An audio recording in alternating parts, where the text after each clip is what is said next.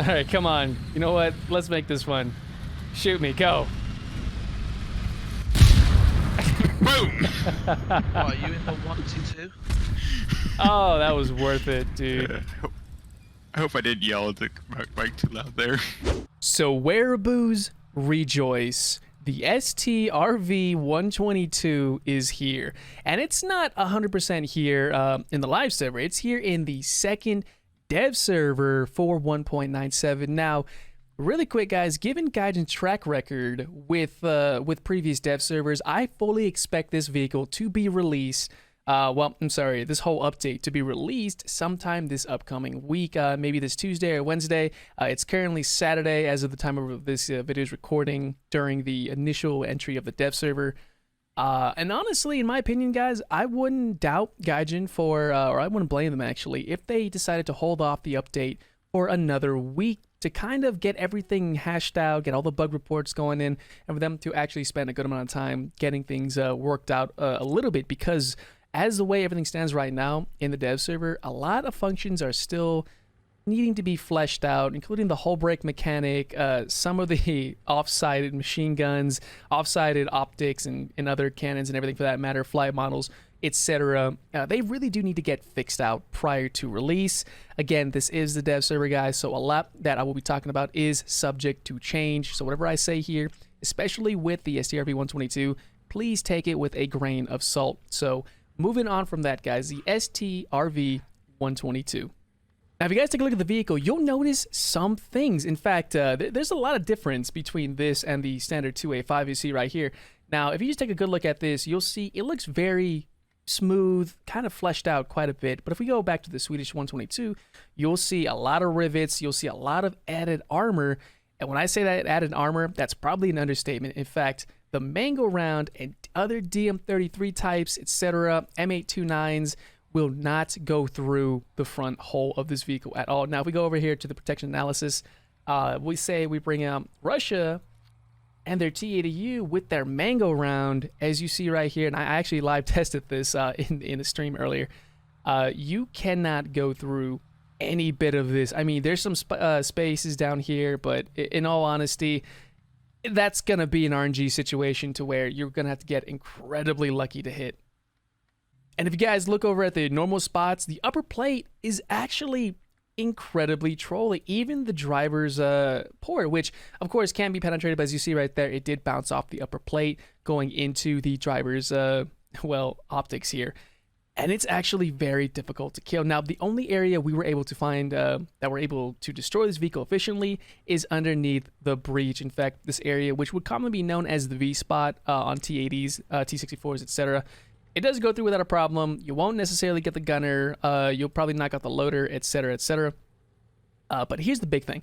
Here is the big thing people will have to do, in my opinion, to effectively destroy this vehicle. And again, this is a tough spot. But if you, for whatever reason, happen to put yourself in a good position to destroy it like this, I absolutely recommend it. If you guys bring out the notorious frag round for any of the Russian tanks, top tier ones at that, you're able to destroy this fairly quickly. This is kind of an RNG spot right here, but just, you know, a smart player will not bring out a full load. They'll bring out at most 16 to 20 rounds, kind of eliminating this ammo stack up here that we're currently shooting at up here. But the big spot is up here. The commander's cupola got increased significantly. Now, if you throw a Sable round at this, unfortunately, it won't really do too much. But if you throw an HE round right here, it will significantly damage the vehicle. In fact, every single test I put this vehicle through, if you put a round right here, it will destroy the crew, the breach, etc. This was almost every single time was a single shot. Now, of course, if you're going in a depressed situation to where you're you're using the gun depression to its fullest extent, it won't be too much of an issue, to be honest. You won't be dealing with that too much. And truth be told, a lot of more experienced players won't bring out HE rounds or frag rounds for whatever reason, even though I like to say, you know, bring out those frag rounds. Now, if we go ahead and take a look at the X-ray view, not a whole lot has changed, to be honest. It's pretty much standard to what you would find over in the Leopard 2A5. No new munition, no new engine. It is a slightly heavier tank. It does sit at 62.5 ton, whereas the German tank sits at 59.5 tons. And that's because of the added armor to it. And it is honestly no joke. So if you're familiar with the Leopard 2A5, you will be incredibly familiar with the STRV 122, assuming you guys get up there as quickly as you guys have been. Again, no new significant changes, but one big change is the deployment of smoke grenades. You actually have only 2 shots of smoke grenades, and how it works is like so. We'll go ahead and drop ourselves into a test drive and showcase this. So now that we're sitting in a test drive, this is exactly what I mean right here. It creates a large wall of smoke, and you only get 2 of them, unfortunately. So if you're familiar with maybe I think the 3 or 4 deployment smokes for the Leopard 2A5, you'll be a little disappointed here, but it is situated a little bit better in my opinion. And again, there's not a whole lot new since we're right here in the test drive. Not a whole lot new. Same thermal sight, same zoom you would normally get into, same CITV, same shell type, but one of the big things in 1.97 that I'm really looking forward to is this. That sound is absolutely phenomenal. Absolutely, and I am really looking forward to it, guys. So let's go ahead and drop back over to the hangar. So really quick before we go ahead and roll that gameplay footage, one thing I do want to talk about is the phenomenal lineup that Sweden is going to have. So let's go ahead and do a quick little overview of that. You are going to have the CV90120, which is a phenomenal platform that has the DM33 round to it, CITV, Gen 2 thermals, etc. You'll obviously have the 122. The 121, which there's really nothing different about this over the Leopard 2A4. So again, take my word for it. There's really nothing significantly different from the 2A4, even when it comes to munition itself, etc. So moving on from that, we also have the LVKV90C. Again, I'm not going to try to pronounce that, guys, because, you know, even though I pronounce the Strv really well, this vehicle I cannot get right. So again, an American thing. So moving on from that, guys, same old from this. It did move up to 9.7, and the next vehicle we're going to be talking about is the Strv 90C, which did move up to 10.0. From previously, it was sitting around 9.0, 9.3 area, which makes absolute sense because this is a very, very powerful vehicle. Now, one of the big things, of course, is it's no longer magazine-based. You're actually sitting now with a main load of 24 rounds, first stage ammo, and it does take a significant amount of time for each of the shells to load up, much like an automatic situation.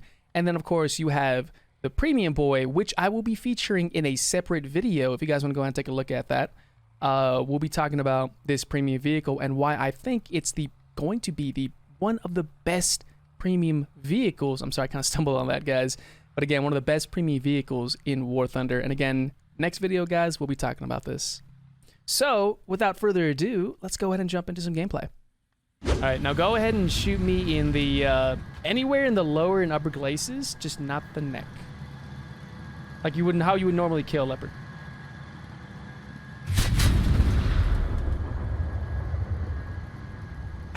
Keep going, keep trying. Oh, that is insane, dude. I'm not getting any damage.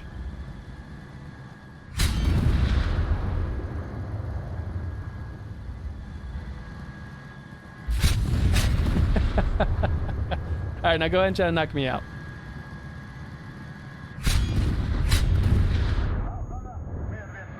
And you guys are hitting me in the neck too. I could see that. Go ahead, keep knocking me out. Nice. See where it hit? Yep, right in the neck. Nice. Good shot.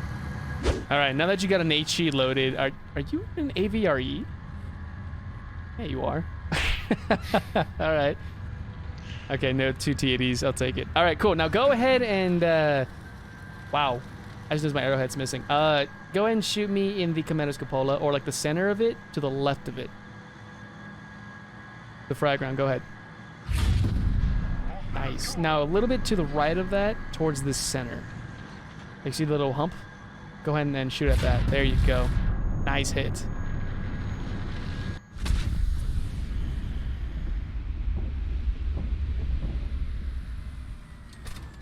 Nice. Yeah, that hump up there is definitely going to be a one of those detrimental things on the vehicle. That's it. Like, it's huge Achilles heel, you know? So let's do a fun one really quick. Booty, Lord Woody, go ahead and shoot me in the normal spot where you would kill a leopard. Like the lower places, there you go. Now if I do it to you... Ow. Goes right through you. Yeah, this is gonna be an absolutely overpowered vehicle if it launches in this state. Except for AVR. No bully. 700 mil ATGM, can't even... Sorry to say, ladies and gentlemen, I wasn't able to get too much gameplay footage in an uncontrolled situation, as the nature of the dev server is just to showcase and debug and everything the new vehicles going to be introduced in 1.97. And so we were unable to get some good footage in an uncontrolled environment, but we were able to get some in a controlled environment, and it truly made this vehicle come out to be incredibly good. In fact, I really don't expect the armor values to be that impressive during the initial launch of this patch. In fact, I honestly expect DM33 and even 3BM42 to be able to work better against this vehicle, seeing that it kind of feels like the 2A5 when it was first released. Nothing was able to penetrate it, so I can definitely see this being a vehicle that's going to get a nerf at some point. So let's cross our fingers that doesn't happen, ladies and gentlemen. It would be really nice to have this vehicle be out the way it currently is right now. I'm sure some will disagree with that statement, but it's totally okay, guys. Anyway, so if you guys happen to find yourself to be interested in checking the gameplay out during the initial launch, the live server release of this, or even the process to get to it, you are more than welcome to come and check out my live streams over on Twitch. Links are down in the description below, guys, and I really look forward to owning this vehicle and playing it for you guys live. And yeah, so that just about does it for today, ladies and gentlemen. I hope you guys enjoyed everything, and I hope to see you guys on the next one. Until then, guys, happy War Thundering, happy Dev Server gameplay, and I'll see you guys in game.